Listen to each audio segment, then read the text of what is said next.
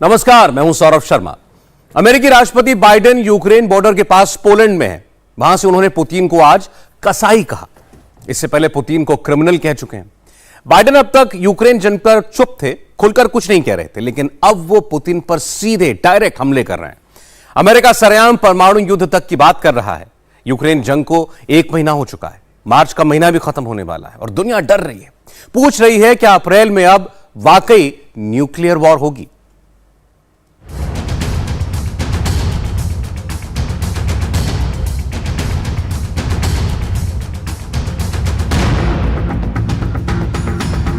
गुस्से में, बहुत ज्यादा गुस्से में है पुतिन।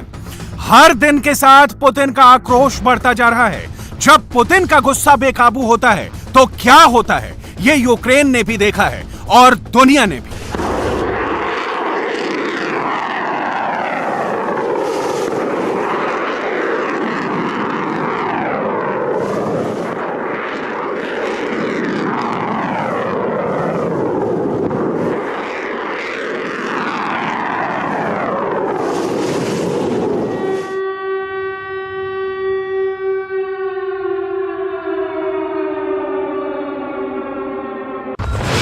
वर्ल्ड वॉर 3 का सायरन बजने लगा है।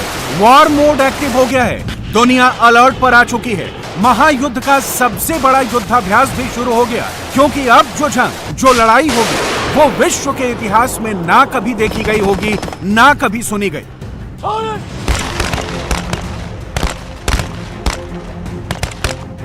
यूक्रेन जंग के आगे विश्व युद्ध होगा। ये पुतिन भी जानते हैं, बाइडेन भी मानते हैं, दुनिया भी समझती है।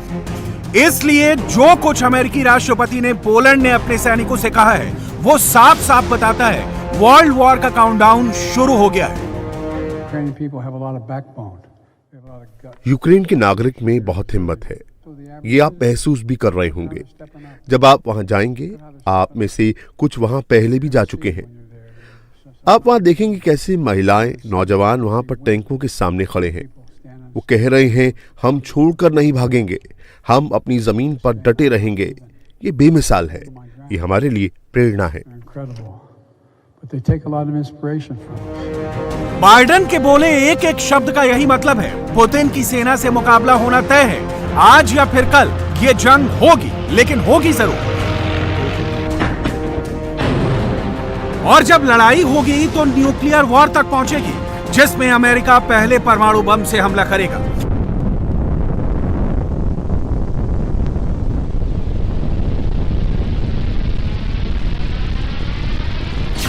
ये दुनिया की सबसे बड़ी ब्रेकिंग न्यूज है, सबसे बड़ी हेडलाइन है। बाइडेन ने साफ साफ कह दिया है, जरूरत पड़ी, हालात ऐसे बने तो अमेरिका पहले एटॉमिक बम का इस्तेमाल करेगा। अमेरिका रूस के न्यूक्लियर हमले का इंतजार नहीं करेगा, बल्कि जब परमाणु युद्ध की नौबत आएगी तो पहले अमेरिका बम गिराएगा। अब तक पुतिन परमाणु बम की बात करते थे, दुनिया को डराते थे, धमकाते थे, लेकिन अब बाइडेन ने 2 टूक कह दिया है, एटम बम चलेगा तो पहले अमेरिका ही चलाएगा।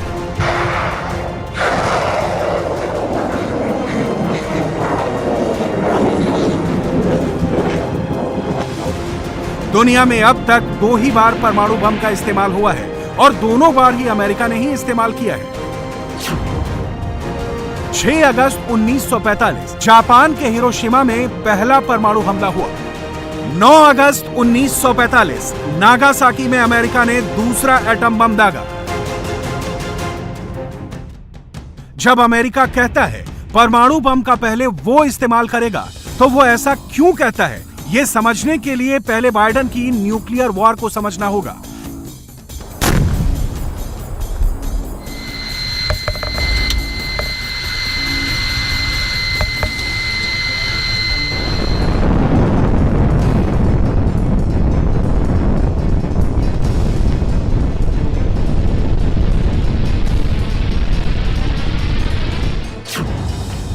अमेरिका के 1750 atom bomb ready to use position में है। 2050 एटम बम रिजर्व में रखे हुए हैं, जबकि 2000 परमाणु बम को उसे डिसमेंटल करना है। अमेरिका दुनिया की सबसे एडवांस, सबसे शक्तिशाली सेना है, जो समंदर से लेकर आकाश तक पर राज करती है। अमेरिका थल, जल और नभ तीनों से परमाणु हमला करने में सक्षम है। अमेरिकी बॉम्बर्स प्लेन से 848 एटम बम गिरा सकता है। मिसाइल से 800 न्यूक्लियर वॉर करने की ताकत रखता है। समंदर से यानी जंगी जहाज और सबमरीन से 1920 परमाणु बम दाग सकता है। इसके अलावा F-15E लड़ाकू विमान से 80 एटम बम से हमला कर सकता है।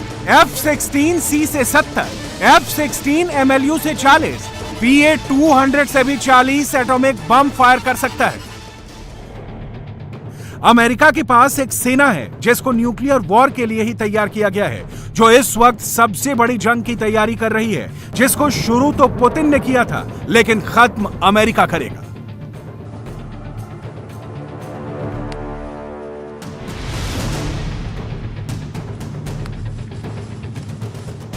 चौबीस फरवरी को पुतिन ने यूक्रेन पर जंग का ऐलान किया था। प्लान 2 दिन में जंग जीतने का था। अब 1 महीना हो चुका है।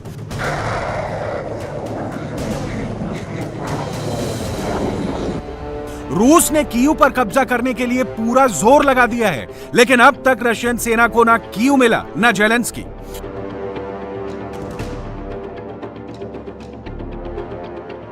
प्लान यूक्रेन, यह आइडिया पुतिन के सबसे खास, सबसे भरोसेमंद और रूस के रक्षा मंत्री सर्गेई शोइगु का था। 2014 में क्रीमिया में मिली जीत के हीरो शोइगु ही बने थे। वो रूस की मिलिट्री इंटेलिजेंस के इंचार्ज भी रह चुके हैं। इस यूनिट पर 2018 में ब्रिटेन और साइबेरिया में 2020 में नर्व एजेंट पॉइजनिंग के भी आरोप लगे हैं।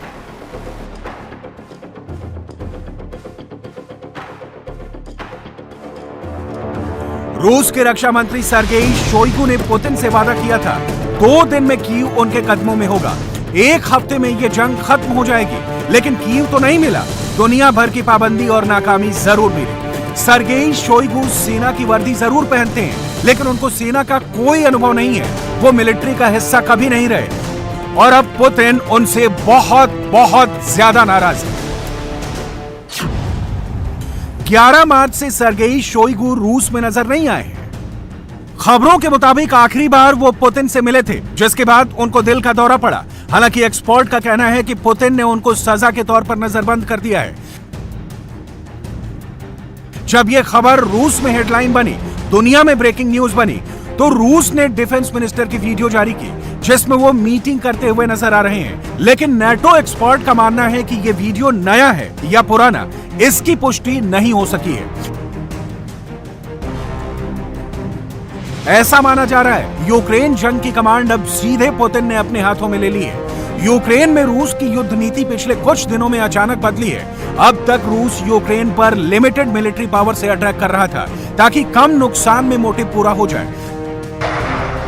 लेकिन अब ऐसे हथियारों का इस्तेमाल हो रहा है जो बड़ी तबाही मचा रहे हैं।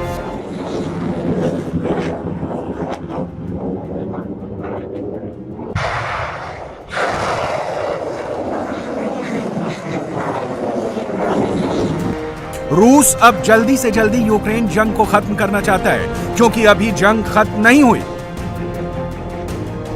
तो महायुद्ध शुरू हो जाएगा।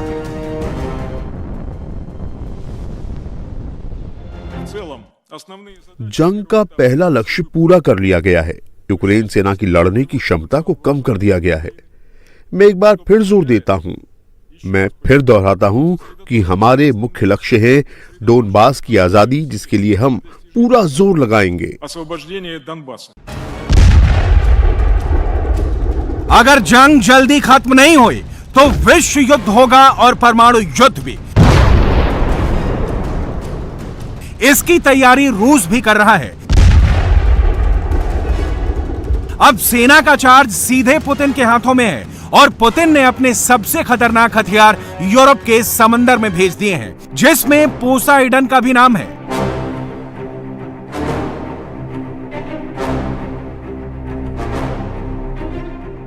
यह है रूस का विध्वंसक हथियार पोसाइडन सबमरीन ड्रोन, जो दुनिया में सिर्फ रूस के पास है।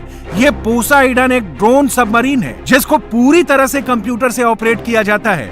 इसको ड्रोन सबमरीन भी बोलते हैं और साइलेंट किलर भी।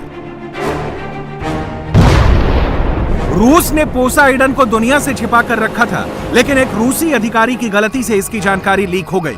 तब दुनिया को पता चला कि रूस ने समंदर के अंदर कब्जा कर रखा है।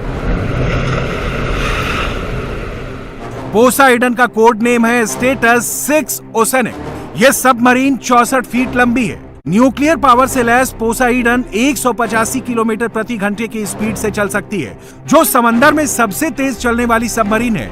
1000 मीटर की गहराई तक जा सकती है, न्यूक्लियर हमला भी कर सकती है और केमिकल वार भी। पोसाइडन को समंदर में ढूंढ पाना किसी के बस में नहीं है। अमेरिका भी कबूल कर चुका है। पुतिन के इस चाल का काट उनके पास भी नहीं है। तभी जब पुतिन कहते हैं न्यूक्लियर वॉर में उनको कोई नहीं रोक पाएगा, तो शायद वो इस किलर सबमरीन का जिक्र करते होंगे। अब जंग सीधे सीधे पुतिन वर्सेस बाइडेन की हो गई है। बाइडेन ने ऐलान कर दिया, जैसा हमला पुतिन करेंगे वैसा ही जवाब पुतिन को मिलेगा। अगर रूस यूक्रेन पर केमिकल हथियारों का इस्तेमाल करता है, तो क्या नाटो रूस के खिलाफ मिलिट्री जवाब देगा? हाँ, ऐसा हो सकता है। ये निर्भर करता है कैसा जवाब देना है। अगर आप पूछ रही हैं क्या नाटो हमला करेगा, इसका फैसला उसी वक्त लिया जाएगा। यूक्रेन के साथ नाटो और अमेरिका खड़ा है। यूक्रेन को हथियार भी मिल रहे हैं, दवाई भी मिल रही है, ड्रोन भी मिल रहे हैं, और दूसरी तरफ रूस अकेला पड़ता जा रहा है। इस तस्वीर ने पुतिन को सबसे ज्यादा परेशान किया होगा। पोलैंड में बाइडेन ने अपने विदेश मंत्री ब्लिंकन और रक्षा मंत्री लॉयड ऑस्टिन के साथ यूक्रेन से सबसे बड़ी मीटिंग की। इस बैठक में जेलेंस्की सरकार के विदेश मंत्री दिमित्रो कुलेबा और डिफेंस मिनिस्टर ओलेस्की रेंजिको हैं। अमेरिका सरेआम यूक्रेन के साथ है। अमेरिकी हथियारों से रूस पर हमला हो रहा है। यूक्रेन की मिलिट्री सप्लाई नहीं काटी गई तो रूस के लिए जंग लड़ते रहना मुश्किल हो जाएगा। इसीलिए रशियन सेना अब उन जगहों को टारगेट कर रही है जहां पर यूक्रेन अपने हथियार जमा कर रहा है। रूस के लिए कीव पर कब्जा करना इसीलिए मुश्किल हो रहा है क्योंकि कदम कदम पर यूक्रेन सेना ने बम लगा रखे हैं। ये देखिए कैसे रशियन सेना के जवान सड़क पर लगे बम ढूंढकर हटा रहे हैं। जरा सी भी गलती हुई और खेल खत्म। अब इस टैंक को देखिए, इसकी खासियत है जिस रास्तों पर बम का खतरा होता है वहां ये चलता है ताकि धमाका बेअसर हो जाए।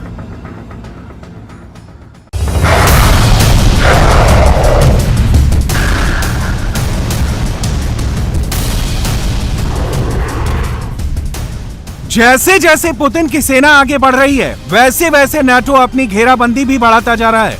इस वक्त यूक्रेन के हालात कैसे हैं? कहां तक रूसी आर्मी एंटर कर चुकी है? कहां पर नाटो अमेरिकी सेना है? वो इस मैप से समझिए। रशियन फोर्स रूस और बेलारूस से हमला कर रही है, जबकि एस्टोनिया में 1150 नाटो फोर्स तैनात हो गई है। लातविया में 1650 नाटो फोर्स है। लिथुआनिया में 1000 नाटो फोर्स है और 450 यूएस सेना के जवान। पोलैंड में 1060 नाटो सेना है और 8750 यूएस सेना खड़ी है। रोमानिया, बुल्गारिया, हंगरी और स्लोवाकिया में 4000 नाटो की फोर्स तैनात है। यूक्रेन वॉर वर्ल्ड वॉर में तब्दील हो गई तो इससे सबसे ज्यादा नुकसान रूस को होगा, क्योंकि नाटो की 30 देशों की सेना एक साथ रूस पर टूट पड़ेंगी, जिसका मुकाबला कर पाना रूस के बस में नहीं होगा। इसी के दम पर जेलेंस्की भी पुतिन को ललकार रहे हैं। अब तक 16,000 रूस के सैनिक मारे जा चुके हैं। ये मौत उनको क्यों मिली? बातचीत गंभीर होनी चाहिए। यूक्रेन की संप्रभुता की गारंटी दी जानी चाहिए। यूक्रेन के क्षेत्रीय अखंडता सुनिश्चित की जानी चाहिए। इसका मतलब है कि शांति समझौते की शर्तें निष्पक्ष होनी चाहिए। यूक्रेन की जनता कुछ और स्वीकार नहीं करेगी। अमेरिका जेलेंस्की के साथ है। रूस को दुनिया में अलग थलग किया जा रहा है। ये सब पुतिन देख रहे हैं, पूरी रणनीति समझ रहे हैं और अपने स्टाइल में जवाब भी देंगे। आज वो 1000 साल पुराने देश को कैंसिल करने की कोशिश कर रहे हैं। मैं रूस से जुड़ी हर चीज के साथ बढ़ते भेदभाव के बारे में बात कर रहा हूँ। एक प्रवृत्ति जो कई पश्चिमी देशों की पूरी मिलीभगत से सामने आ रही है। ये कैंसिल करने का कल्चर जो शुरू किया गया है। तिवोकोस्की, शोस्ताकोविच, राशमानिनोव को कॉन्सर्ट पोस्टर से बाहर रखा गया है और रूसी लेखकों और उनकी किताबों पर भी प्रतिबंध लगा दिया गया है। पिछली बार लगभग 90 साल पहले जर्मनी में नाजियों ने ऐसे ही साहित्य को नष्ट करने के लिए इतना बड़ा अभियान चलाया था। रूस की शक्ति और पुतिन की हिम्मत तोड़ने की पूरी कोशिश की जा रही है, लेकिन पुतिन झुकने वालों में से नहीं है। वो सब कुछ गंवा सकते हैं, लेकिन यूक्रेन से हार मंजूर नहीं कर सकते हैं। और अगर ऐसी नौबत आई भी तो पुतिन परमाणु हथियारों से दुनिया दहला देंगे।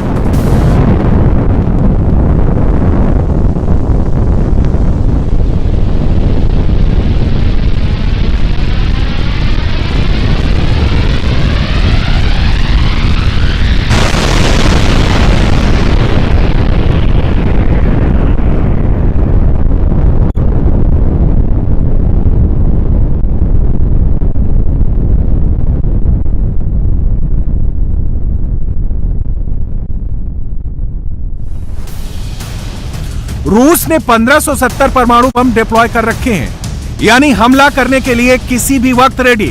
4805 न्यूक्लियर बम रिजर्व में रखे हैं। रूस जल, थल और नभ तीनों क्षेत्रों से परमाणु हमला करने का मादा रखता है।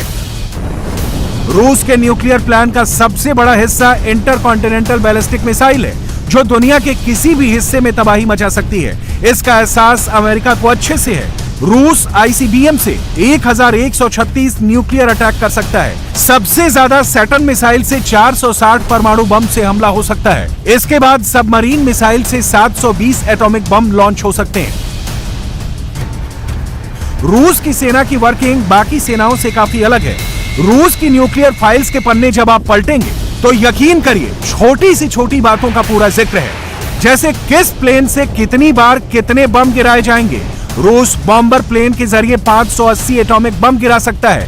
Tu-95 MS बॉम्बर से 448 और Tu-160 बॉम्बर से 132। दुनिया परमाणु युद्ध के दहलीज पर खड़ी है और दहलीज के उस पार महाविनाश है।